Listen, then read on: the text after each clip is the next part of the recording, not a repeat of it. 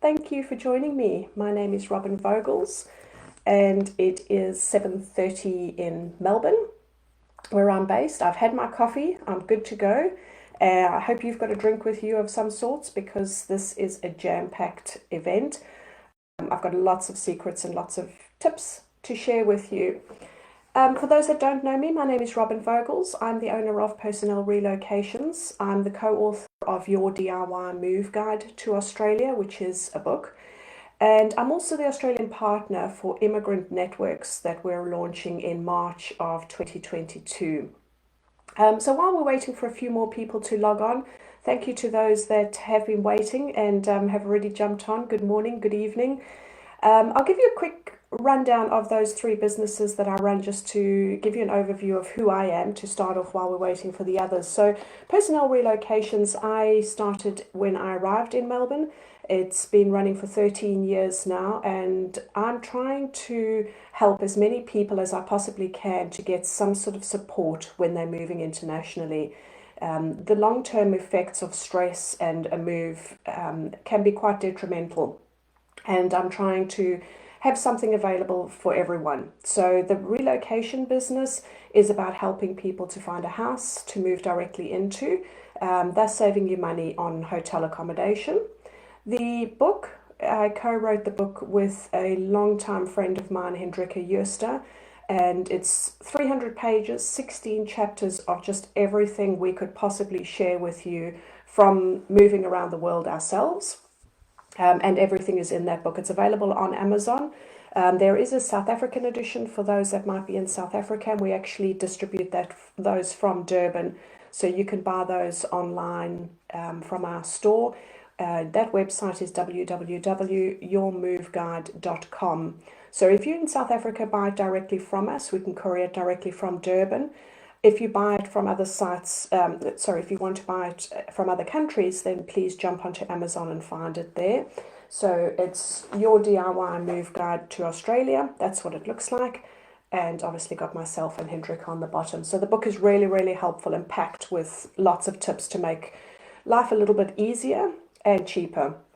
And the third business is Immigrant Networks. Immigrant Networks is going to be a job-ready platform where you can actually interact and connect with peers in your industry. So if you're looking to find work in Australia, Immigrant Networks is going to be the website to be at. So those three companies are part of my mission to help as many people as I can to move successfully to Australia. So help you find a rental will be Personnel Relocations. We've got the book that's got everything you possibly need to know. And then Immigrant Networks will be peer-to-peer networking, job-ready skills, and filled with mentors and recruiters that'll help you find work. So please do follow me, follow on the socials, get in contact with us if you want to find more details about anything, and we can put you in the right direction. So while I'm waiting for a few more people to log on, let's just see. Today we're going to be talking about moving with children to Australia. I wanted to find out where the audience is from. So if you wouldn't mind jumping in the chat and just telling me where you're from, I'd really appreciate it. I don't have anybody here interviewing me. It's a bit difficult at 7 o'clock in the morning to entice somebody to jump online and interview me. So please be my interviews. Ask me questions. I'm here to answer your questions. It's a free event, and I'm genuine in my quest to try and help people. So let's just move across. I just want to have a quick look at the chat and see if anybody's got any questions. I'm using a different dashboard today, so just bear with me for 1 second. I think it actually takes a few seconds for your questions to come up in front of me. So I'll give that a couple more seconds. That's all right. There we go. We've got reactions and there's the comments. Okay. All right. So for those that have just joined us, I'm Robin Vogels, owner of Personnel Relocations, the co-author of Your DIY Move Guide, and the Australian partner of Immigrant Networks, helping people to move to Australia. There's no doubt that moving is stressful. But remember that you are only scared of what you don't know. And I think that's so important when you're moving. You are very nervous, you're worrying about things, you're worrying about the children. And I'm willing to bet that there's no children probably listening to this or watching this Facebook Live, but it's the parents. And the parents are the ones that worry. I promise you, you worry more than the children do. To tell you where I'm coming from, I've moved from South Africa to England. Both my children were born in England. I then moved to Singapore. After Singapore, I moved to France. France, I moved to Australia. So by the time I got to Australia, I almost had teenagers. So I've moved with babies. I've moved with 3-month-old babies, 1-year-old babies, 2-year-old toddlers. So I know what it's like. And I just really want to start by reassuring you that children bounce, is what I like to say. As long as there's something that children don't think far in advance as we as adults do. We're already thinking about, will they make new friends? Will they settle into school? What will the school be like? Kids, they'll worry about that a couple of days before school starts. So don't start putting those ideas into their head too quickly. And I really want to reassure you as parents that the children's timeline is a lot shorter than yours. So let's, get that clear in your heads that they are not thinking as far ahead as what you are. And being prepared is going to make you less nervous. So, it's wonderful that you're sitting listening to this or watching this at the moment, because that's helping you prepare. And I hope it'll go some way in reassuring you that you can relax a little bit as well. When you're prepared, then you're not going to be as scared. And this is why I run these sessions. Children are important to me. And I honestly, I do a happy dance every time I move a child to Australia, because I know they're going to be exposed to great freedoms. They're going to have a fun childhood. It's new beginnings for them. We have a world-class education system that will give them every possible opportunity. A few months ago, I caught up with a family that I'd moved 2 years ago. And when I moved this family, there was a shy 14-year-old boy. He didn't really say much to me. He was very sweet, but, typical 14-year-old, just sort of grunts every now and again. And I caught up with them for breakfast. And he's now a 16-year-old. He's just applied for his own business number. And he's beaming. And he said to me, I never thought I'd ever start a business at the age of 16. And he's loving life. He's designing and painting bespoke running and cycling shoes. So if somebody wants a leopard on their shoe, he'll sit and paint it on there for them. So that's what he's doing. And, who would have thought that this little shy 14-year-old in 2 years would blossom? And honestly, I've got many other stories like that. So, the children they honestly do just blossom in Australia. It's absolutely wonderful. So we've got South Africa, we've got Sunninghill Santon. I know Sunninghill Santon pretty well, Johannesburg. Thank you for joining us. I'm a Durban girl myself, I'll be honest, but I did spend a few years. I was born in Johannesburg, but pretty much had my teenage years in Durban. So thank you to the South Africans for joining us. I appreciate that. If there's anybody else that's joined us from around the world, do let me know. Say hi. I don't have anybody here interviewing me. It's just me sitting waffling on. So if you've got questions, please do go ahead. So I'm going to start off with the actual, we've discussed how parents can worry. But I also wanted to remind you that children I've spoken already about them having different priorities, but you've also got to remember that when you're moving, and the actual move day and the actual move process, they have different priorities to what you have. And I know as a parent, there's 10,000 things going on in your head, but little Johnny is worried about his teddy bears being scared in the dark in the box. I've been there. I've seen it. I've seen it with Tinkerbell. Tinkerbell doesn't like the dark, apparently. So you've got to understand that the kids have different ideas to what's important to them compared to what's important to you. And you really need to pick your battles a little bit and just get down on their level and listen a bit to what's worrying them. If there's one thing that you need to be doing when you're moving with children is be a good listener. If you are not a good listener, you're going to struggle with the kids. Okay, you have to get down onto their level. They've got very different priorities for you. And if Tinkerbell is scared in that dark box, let's put some glow in the dark stickers in there.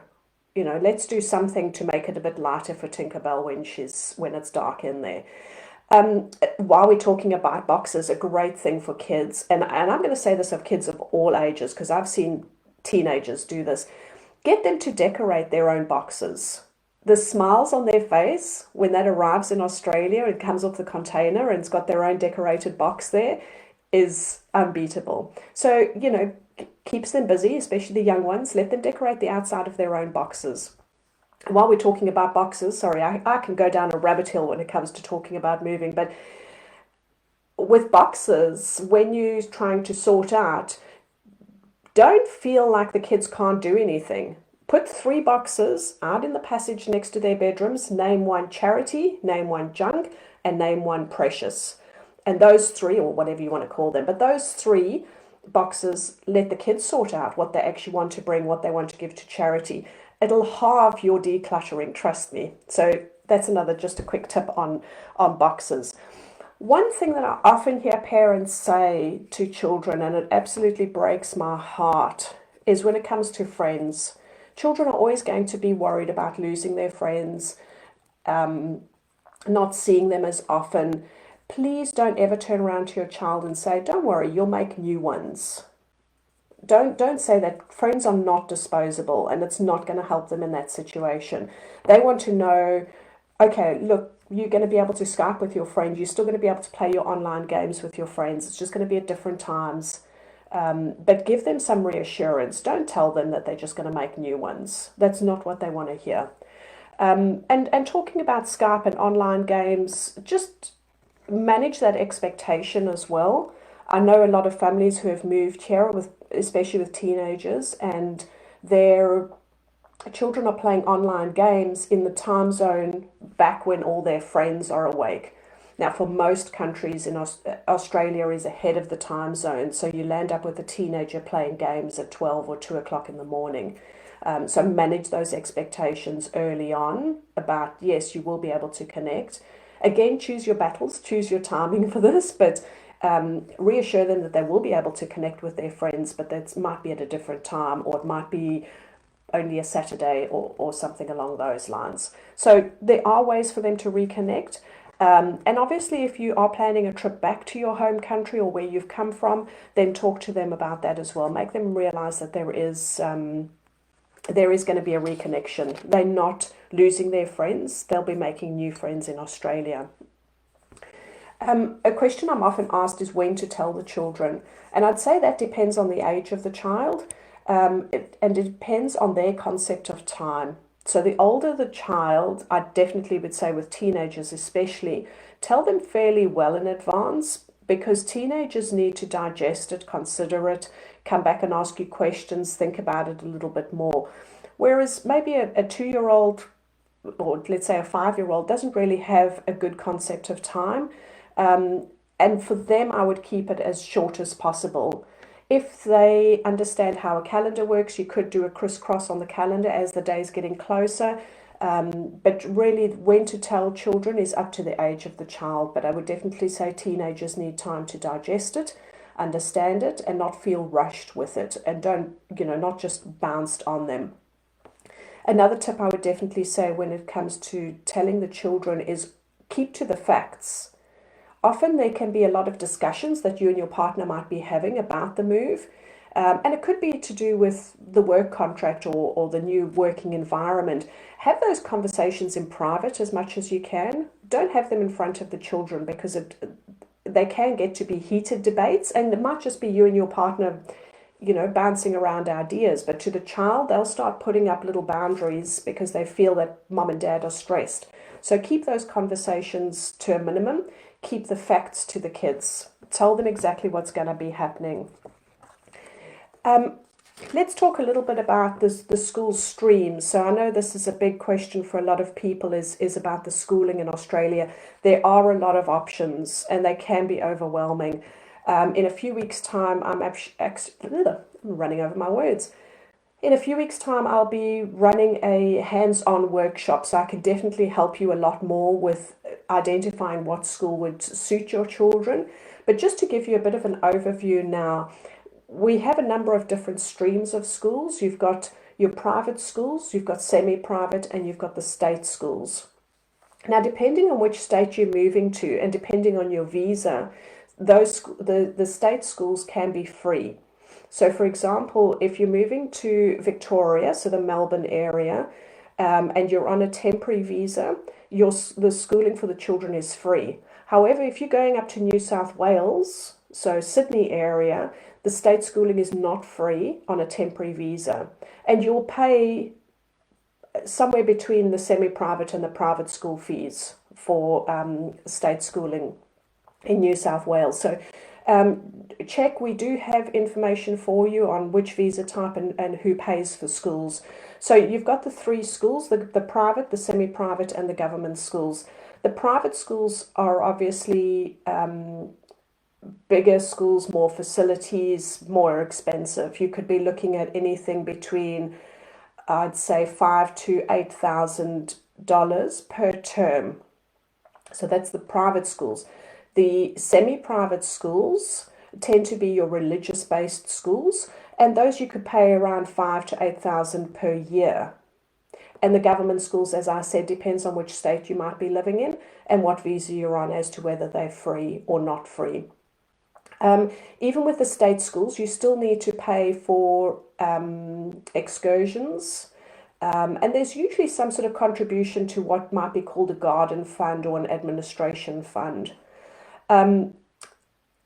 Your school uniforms are often a hidden cost that people forget about when they're moving. A school uniform for a private school will cost you around $800 per child. A school uniform for a state child, for state schooling, costs you about $500.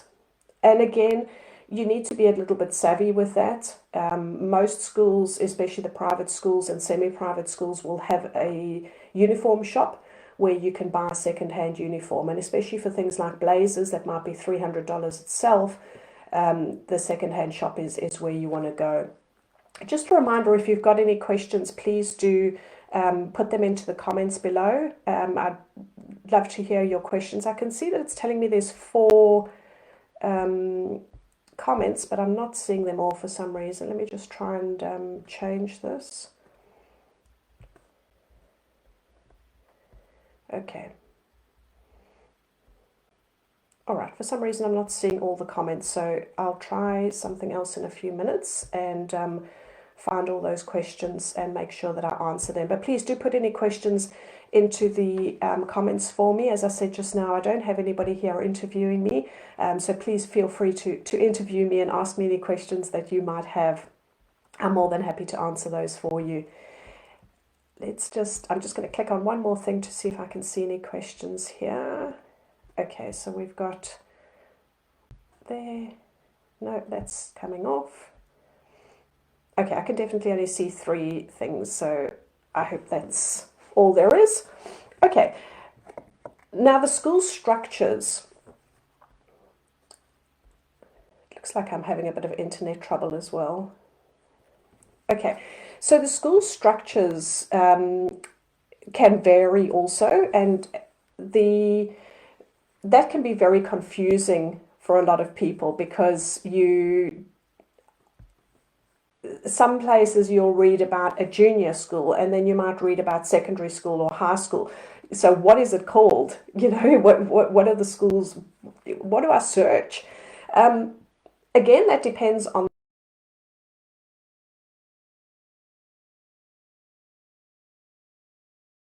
a middle school, a pre-senior and senior. So state schools will have primary school or junior, and then they'll have secondary school or high school. So there's only 2 parts there. So children in Victoria, for example, you have to start school. You have to be in school by your 6th birthday, and you'll start high school by your 13th birthday. Okay, and then in the private schools, as I said, it goes junior school, middle school, secondary school. So it can be very confusing to actually understand which school you're reading about and what to Google. But the state schools, it's high school or secondary school, that's normally what it's called, or primary school. Okay, and there are lots and lots and lots of schools. I just want to go down another rabbit hole here. When you're asking on social media, I see so many questions on social media with people saying, can somebody recommend a school for me? You need to understand how big Australia is.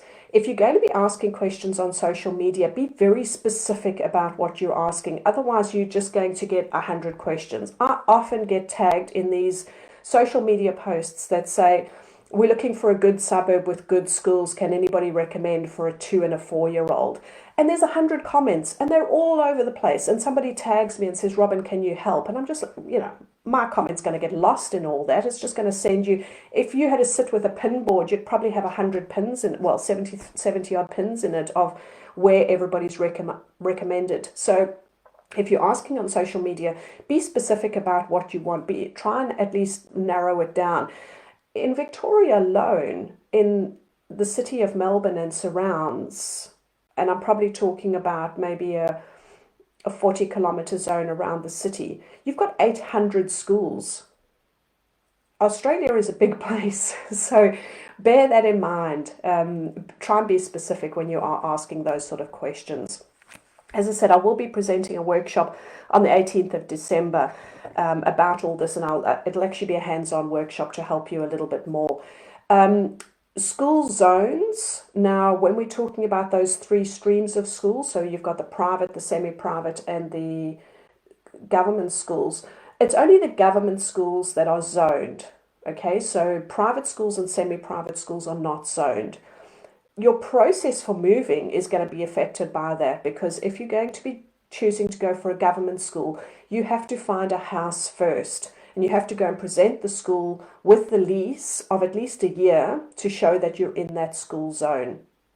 So if you're going to go private school, you can live anywhere you want to, all right? But if you're going state schooling, you will be affected by the zones, and you need to find a house first, all right? That's an important thing with a big difference and a consideration for many. Don't be afraid. In Australia, most Australians do this, is that they put their children in a state primary school and then move them into a semi-private or private high school. So please don't be afraid to do that, just to get your feet under the table, so to speak, and to understand what you might be in for in Australia. Adeline, you've got a question. The information you're giving is you're very welcome. Thank you so much. Right, so we've gone through school structures. We've gone through what they might be called. I've given you some ideas on the pricing of the different schools, and that's, for many people who are moving, that's where it starts, is how far is the budget going to spread. If you're looking at the semi-private schools, as I mentioned, they're mostly the religious-based schools, and very often you'd have to be practicing in that religion to be admitted into that school. Okay, so just bear that in mind. When you move further away from the city, they're not as worried, and they'll welcome the children. But for the most part, if you are a practicing Catholic or Christian, you'd need to provide some sort of proof that you have been practicing in that religion to get the child into that school. So just bear that in mind as well. A question I'm surprised I haven't been asked yet, and one that I am often asked, is what's the difference between private and state? Is it, which is better? Which, should I be working an extra 50 hours to get them into private school? For me, it depends on the child, but it also depends, yes, on budget. The facilities that you have at the private schools. So let's take a swimming pool, for example. Okay, a private school will have a swimming pool. A state school won't have its own swimming pool, but they will bus the children to the local leisure centre. So they'll still have that opportunity, but it might not be within walking distance, if you like. The facilities and the options available to the children in the private schools is going to be a lot more vast. And if you're coming across with teenagers who might have a very specific idea of what they want to be learning, you might need to look at the private schools to give them those options. In the private schools, you're going to have a lot more options of subject choices. You're going to have, let's take music for example, you're going to have a lot more choice on musical instruments that they can learn. All right, so those are the things that make a difference between the private and the state schools. It's about the facilities. I generally find the teaching, the standard of teaching, and you know it for yourself. I mean, I've lived in many countries, and it does come down to the teacher that you get on the day, and nobody can predict that. So the standard of teaching I find is very good. I don't have an issue with the teachers at all, whether it's state or private. I would say in state schools, the teachers are a lot more relaxed, especially in high school. I was horrified to go to a parents' night at my son's state high school, and they were wearing tracksuit bottoms, and I was like, how does this work? So to give you my experience, my daughter was private school and my son was in a state school. And that's what suited the children. I'm not going to go into all the details of why that was, but it suited the children. They both worked well in the environments that they had. Also, consider that in Australia we have all girls, all boys. We have parallel education, co-education. There's a lot of different options, and all of that can be quite overwhelming. And it's interesting because people will come to me and they'll say, well, which is the highest ranked school? And I have to say that the highest, if you're looking at the highest ranking schools, they're often the all girls and all boys schools, which is quite interesting. Although parallel education, so let me explain what parallel education is. That parallel education is, so there's a school by the name of Haileybury, for example. Now, Haileybury has, because it's a private school, like I said earlier, the private schools have a junior school, middle school, pre-senior, and senior school. So Haileybury for the junior school is co-education.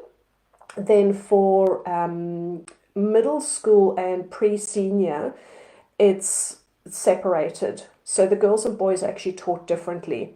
And that's because they honestly believe that girls and boys learn differently.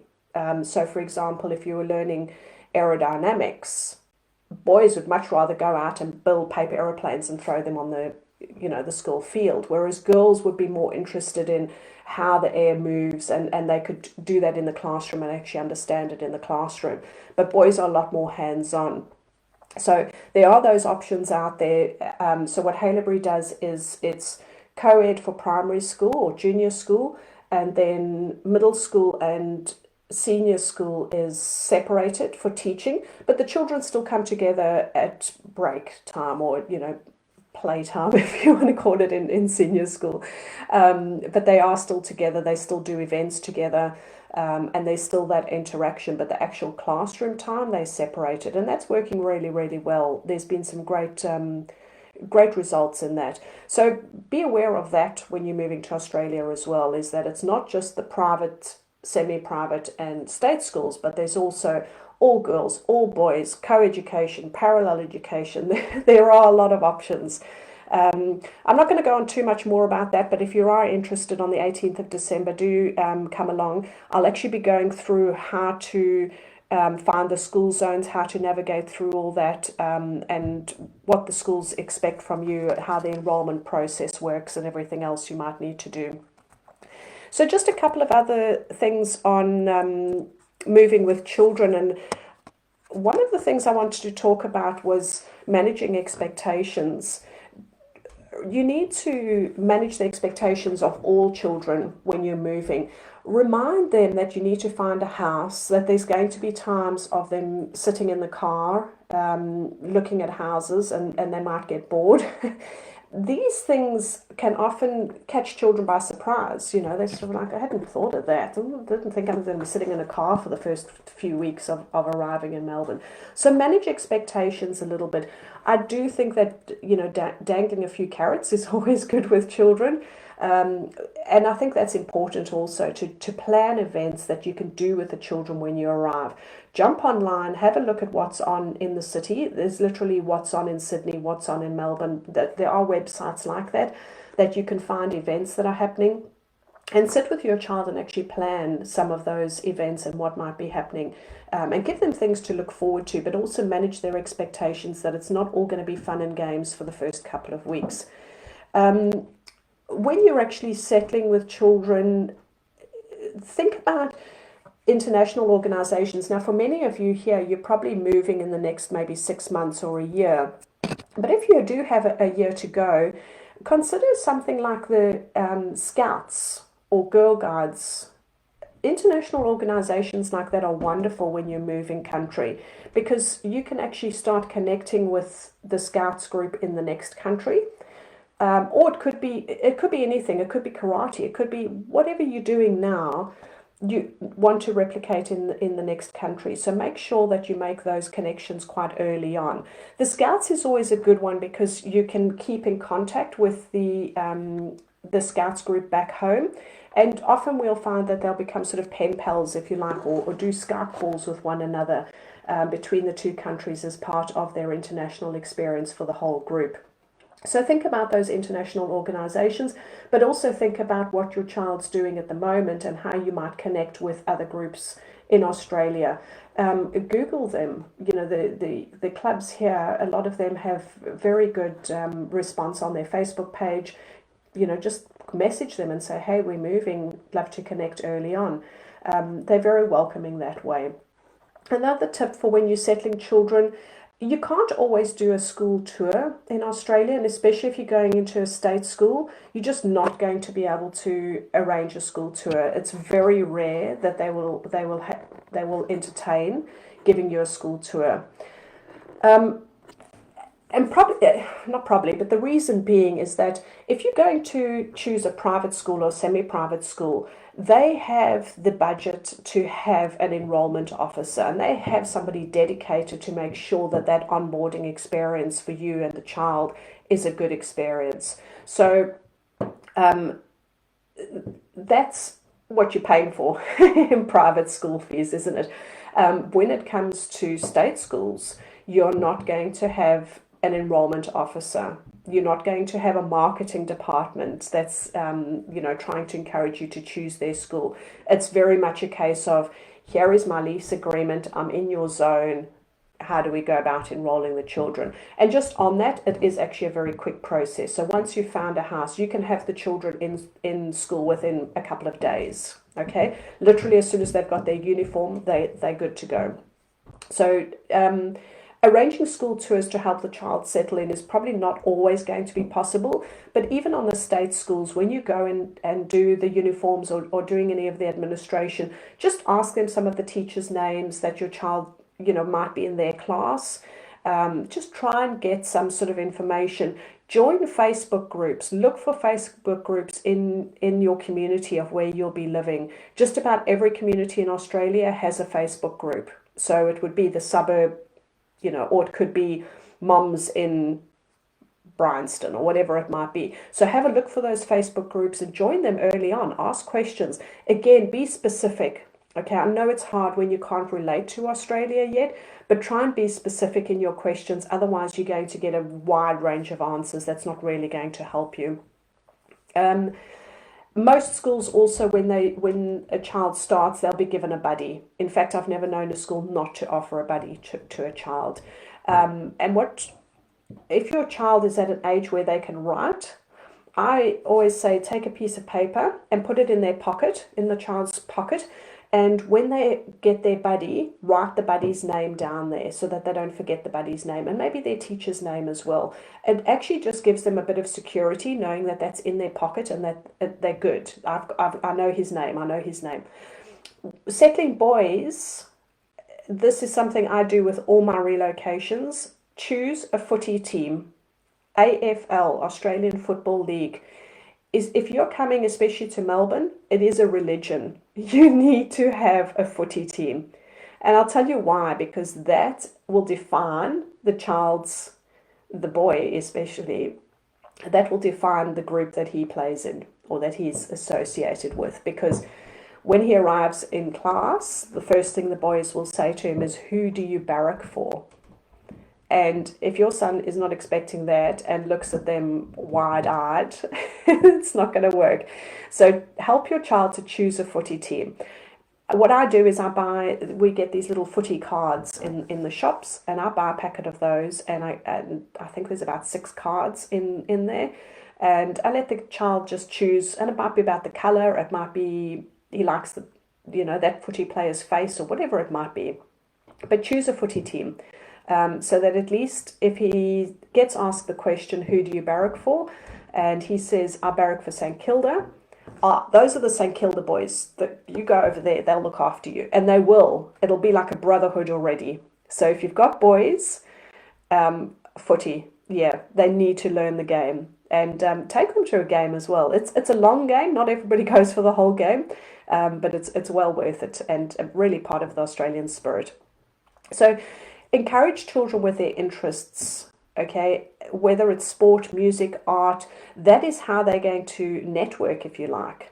And the same for the parents, you're going to network. If you do cycling, join a cycling club early on, that's how you network. You network and make friends by those interests. And it's exactly the same with children, okay? If they play a musical instrument or they're into a certain type of art, music, sport, that's where you start helping them make friends, because that's where their interests lies. It's no good really just putting them in school and hoping they make friends. You really need to be quite proactive. And proactive is something I say a lot to people who are settling in, not just children, but to parents as well. You need to understand you're coming to a country where everybody perhaps has their friendship circles already. If you're not proactive and putting your hand out first and saying, hey, my name's Robin, I've just arrived in the country, be proactive about things. Be proactive about inviting people to your house, okay? Because they don't always realize or think, oh, Robin's new. Some Aussies do. I'm probably being a bit generalist here, but some Aussies do. They will invite you over, and you need to reciprocate, and you need to really work hard at the friendships, because they're not always thinking about your friendship circle. They already have an established friendship circle, so you really need to be proactive with that. Just finishing off, I would say with children and with a family in general, you probably have family rules. Most families have some sort of family rules. They might not be defined. And this is a time when you're moving, is to actually define some of those family rules, your values, and what you believe in as a family, because that is the foundation that'll carry you through. And that is the foundation you'll start to grow again as a new family in the new country. So know what those family rules are, but also pick your battles. When jet lag set in and Johnny hasn't eaten his Brussels sprouts yet, something along the lines of, look, I know you're tired and it is our family rule that you finish all the food on your plate, but I'll leave it for tonight. So have those family rules, have those boundaries, have those expectations of what you expect, and use those also when you're choosing a school. Websites, and I'll go through this in the other one, but the websites of schools are there to market the school. But if you know your family values, then that's what you need to be looking for in the schools as well. So there are things that you can do to actually shortlist schools when you're still out of country. And another tip I would say is regroup and plan a long weekend away or a week away, just a few months after you've arrived, just to regroup as a family. There's some lovely places. Australia is a gorgeous country and there's always somewhere to go. But I think that's really important, to just regroup as a family a few months after arriving. Just have that long weekend away and enjoy your time. But plan ahead, plan everything you possibly can. I hope I've been able to give you some good insights today and shared some information with you. If you've got any more questions, please pop them in the chat and I'll take a look at those as well. But yes, I would say, those would probably be my top tips is pick your battles, be a good listener. I can't emphasize that enough, and understand that children are going to have different priorities to you. And if you've got questions, be specific about the questions. If you're asking them online, try and be as specific as possible. But be reassured that there's many things that the children are learning. Actually, I didn't touch much on this, but there's many things children are learning. And I know I wrote a blog on it. Please have a read about that. But there's really subconscious lessons that a child is learning when you do an international move. And there's a wonderful book called Third Culture Kids, Ruth Reineken, she's Dutch if I'm not mistaken. Third Culture Kids is a great read, and I highly, highly recommend it. I think she's done the 4th edition, and I've read every single one of them.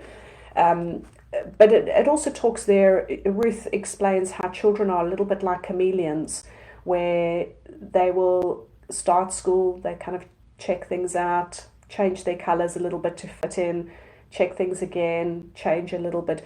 And these subconscious cues of reading body language and understanding group behavior are some of those subconscious lessons that your children will be learning and will help them in later life. It honestly will help them in later life.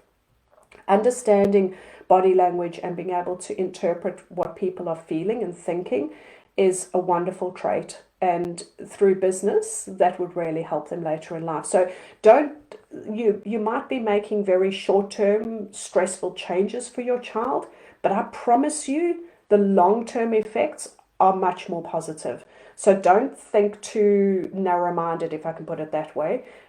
Think the long term. You are definitely doing things to help the kids. So I'm just going to take one more look and see if there's any more questions. I'd also like to give we have that one. All right, if you've got any more questions, please pop them in before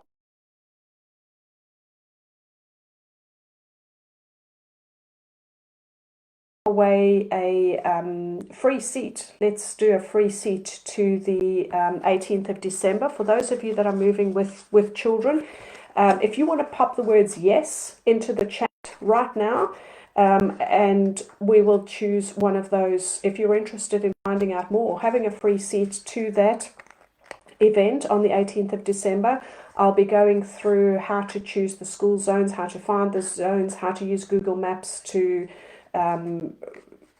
identify traffic congestion and choosing the suburbs. So if you would like a free seat into that, just throw the words yes into there, and I will put those into let's give it a day, because some people will be watching this when they wake up. So by the end of today, I will take all those words that say yes. If you've put yes in the chat, go on, Anel, first one in, well done. Anybody who has said yes in the chat, I will give a free seat to that session on the 18th of December to help you choose schools, to go into more information about the schools, and help you identify the school zones, give you all the websites that you need and how to do it. But if nobody has any more questions, I think that will be me signing off. I thank you so much for joining me. I'm Robin Vogels from Personnel Relocations, and I look forward to helping you on your immigration journey. Cheerio, everyone. Bye-bye.